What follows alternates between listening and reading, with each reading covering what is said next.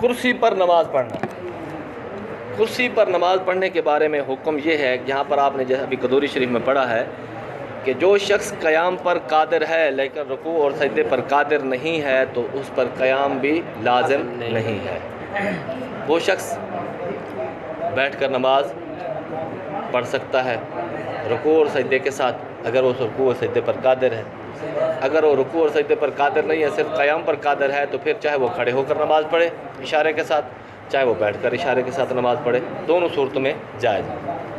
اگر کوئی شخص ایسا ہے جو زمین پر سجدہ کر سکتا ہے، زمین پر سجدہ کر سکتا ہے، یا پھر آگے کوئی چیز جو زیادہ سے زیادہ 9 انچ اونچی چیز ہو اس پر سجدہ کر سکتا ہے، یعنی پتھر وغیرہ یا کوئی ڈیسک وغیرہ جو زیادہ سے زیادہ 9 انچ اونچا ہو، اس سے زیادہ اونچا نہ ہو، اس پر سجدہ کر سکتا ہے، تو اس کے لیے کرسی پر بیٹھ کر نماز پڑھنا جائز نہیں ہے، کیونکہ وہ زمین پر گویا کہ سجدہ کرنے پر قادر ہے. جو سجدہ کرنے پر قادر ہو اس کے لیے اشارے کے ساتھ نماز پڑھنا جائز نہیں ہے. اگر اشارہ، کیونکہ رکوع اور سجدہ، رکوع بھی فرض ہے اور سجدہ بھی فرض ہے، اور اشارہ تو اس کا متبادل ہے، جب اصل پر قادر ہو تو پھر متبادل یا اس کا قائم مقام اس کے خلیفے پر عمل کرنا جائز نہیں ہے. تو یہاں پر جو بتایا گیا ہے قدوری شریف کے اندر کہ جب رکوع قیام پر قادر ہو گیا تو رکوع اور سجدے پر قادر نہیں تو قیام بھی واجب نہیں ہوگا. اگر کوئی شخص ایسا ہے کہ زمین پر بیٹھ کر سجدہ کر ہی نہیں سکتا، نہ آگے اونچی کوئی چیز 9 انچ زیادہ سے زیادہ اس پر کوئی سجدہ کر سکتا ہے، تو اس کے لیے جائز ہے چاہے وہ کرسی پر بیٹھ کر نماز پڑھے، یا چارپائی پر بیٹھ کر اشارے کے ساتھ نماز پڑھے، یا زمین پر بیٹھ کر اشارے کے ساتھ نماز پڑھے. ایسے شخص کے لیے نماز پڑھنا کرسی پر، چارپائی پر جبکہ وہ پاک ہو، یا زمین پر اشارے کے ساتھ بیٹھ کر نماز پڑھنا جائز ہوتا ہے. ہاں، جو 9 انچ چیز رکھ کے پھر بھی سجدہ نہیں کر سکتا. یہ ڈیسک ہے نا سامنے رکھا ہوا، یہ کتنا ہوگا؟ زیادہ سے زیادہ 1 فٹ ہوگا، اس کے 3 انچ کم کر دیں، سمجھ آگے کتنا بچ جائے گا؟ 9 انچ. 9 انچ آگے کوئی ڈیسک وغیرہ پڑا ہے، وہ بیٹھ کر اشارے کے ساتھ اس پر سجدہ کر سکتا ہے، تو لازم ہے کہ وہ اونچی چیز رکھ کر اس پر سجدہ کرے، ورنہ اگر وہ اشارے کے ساتھ نماز پڑھے گا تو اس کی نماز نہیں ہوگی. اس طرح جو مساجد کے اندر ہمارے یہ تو ایک فیشن ہی بن گیا ہے مسجد کے اندر کرسی رکھنا، پہلے سے بھاگتے دوڑتے آتے ہیں. اس کے لیے یہ جزیہ جو قدوری شریف کے اندر ہے، قیام پر قادر ہے، کھڑا ہو سکتا ہے لیکن رکوع اور سجدہ نہیں کر سکتا. اس کے لیے شرط یہ ہے کہ وہ رکوع اور سجدہ زمین پر نہ کر سکتا ہو، یا آگے اونچی کوئی چیز رکھ کر اس پر نہ کر سکتا ہو. اس کے لیے کرسی پر بیٹھ کر نماز پڑھنے کی اجازت ہے. جو آگے اونچی چیز رکھ کر اس پر سجدہ کر سکتا ہے یا زمین پر بیٹھ کر سجدہ کر سکتا ہے تو اس کے لیے اجازت نہیں ہے کہ وہ کرسی پر بیٹھ کر نماز پڑھے.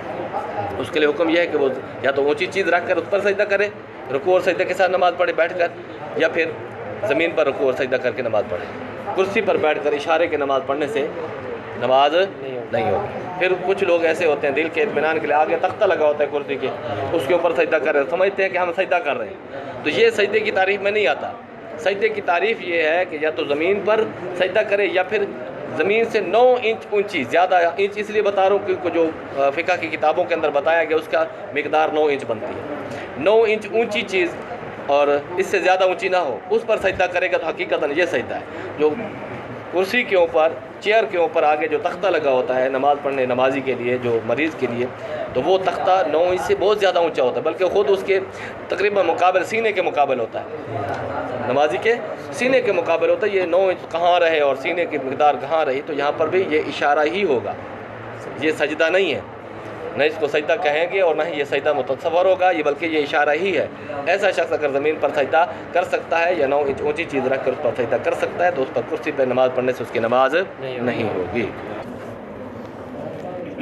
جازا ان یصلی قاعدا یؤمی ایمان، جائز ہے کہ وہ بیٹھ کر نماز پڑھے اور اشارہ کرے. فإن صلت صحیح ہو بعد صلاته قائما، اگر تندرست شخص نے کچھ نماز اس نے کھڑے ہو کر پڑھی، ثم حدث به مرض، پھر اس کو ایک مرض لاحق ہو گیا، اس کو مرض یعنی کہ کھڑے ہو کر نماز پڑھ رہا تھا، اچانک اس کی طبیعت بگڑ گئی، اس کو مرض لاحق ہو گیا، اتمھا قاعدا، تو وہ بیٹھ کر اس کو مکمل کرے. یرکع و یسجد، اب رکوع اور سجدہ کرنا پڑے گا، رکوع اور سجدہ. ویؤمی ایمان ان لم یستطع، اگر اتنا بیمار ہو گیا کہ رکوع اور سجدہ بھی نہیں کر سکتا پھر کیا کرے؟ اشارہ کرے. پھر کرے اشارے کے ساتھ نماز پڑھے، رکوع اور سجدے کا اشارہ کرے. اور اگر پھر اس سے بھی زیادہ بیمار ہو گیا ہے مستلقین، پھر کیا کرے، وہ لیٹ جائے. ان لم یستطع القعود، اگرچہ اگر وہ قعود کی طاقت بھی نہیں رکھتا، اتنا بیمار ہو گیا، تو وہ لیٹ کر نماز مکمل کرے. اور تب کیا ہے، اس کی اتنی بھی اجازت ہے. من صلی قاعدا، جس نے بیٹھ کر نماز پڑھ رہا تھا، یرکع و یسجد، اور وہ نماز پڑھتے ہوئے رکوع اور سجدہ بھی کر رہا تھا اور سجدہ بھی کر رہا تھا مرض کی وجہ سے. ثم صحا، پھر تندرست ہو گیا، بنا علی صلاتہ، اسی نماز کو مکمل کرے قائما، کھڑے ہو کر. یعنی کہ پہلے وہ بیٹھ کر نماز پڑھ رہا تھا، اب اس کی طبیعت حشاش بشاش ٹھیک ہو گیا ہے، تو بقیہ نماز کیا ہے، مکمل کھڑے ہو کر مکمل کرے، قیام بھی کرے، رکوع بھی کرے اور سجدہ بھی کرے. پہلی رکعت کھڑے ہو کے پڑھیے، دوسری بیمار ہو گئے یا تیسری صحیح ہو گیا کھڑے ہو کے پڑھ سی، بالکل کھڑے ہو کے پڑھے.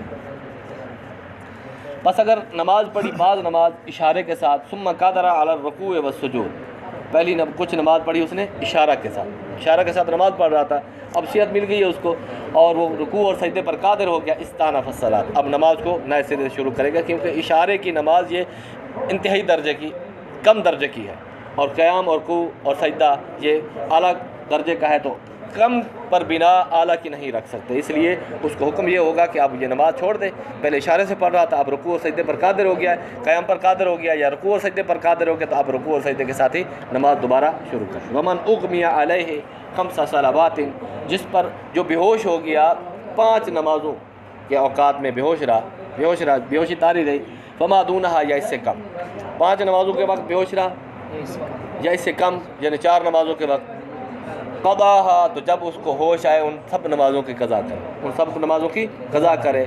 اذا صحا، جب صحیح ہوگا تو ان کی کیا کرے گا، قضا کرے گا. ان فاتت ہو بالاغماء اکثر من ذلک، اگر وہ 5 نمازوں سے زیادہ نمازیں بے ہوشی کی حالت میں گزر گئیں، یعنی 6 نمازیں ہو گئیں، 6 نمازیں بے ہوشی کی حالت میں قضا ہو گئی، پتہ نہیں چلا، تو اس کی قضا نہیں، ولم یقضی، تو اس کی قضا نہیں ہے، وہ نمازیں معاف. سمجھ آ گئی؟ ہاں، پانچویں نماز کے اندر ہوش آ گیا، تب بھی اس کو ساری نمازیں قضا کرنی ہوں. اگر 5 نمازوں 6 نمازوں کا وقت بے ہوشی کے عالم میں گزر گیا، تو یہ ساری نمازیں معاف ہو جائیں گی. اس کے اندر حرج ہے، کیونکہ نمازوں میں ڈبل ہو جائیں گی، اور ڈبل ہونے کی وجہ سے اس کے لیے یہ مشقت ہے، حرج ہے، اس وجہ سے شریعت نے اس سے معاف فرما دی ہے.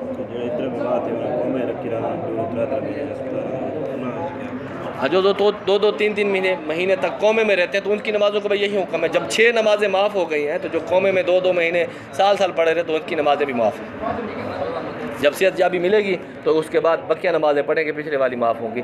جتنا عرصہ قومے میں رہا، بے ہوشی کے عالم میں رہا، لیکن بے ہوشی کے عالم سے پہلے جو نمازیں قضا ہوئی تھیں ان کو قضا کرنا پڑے گا.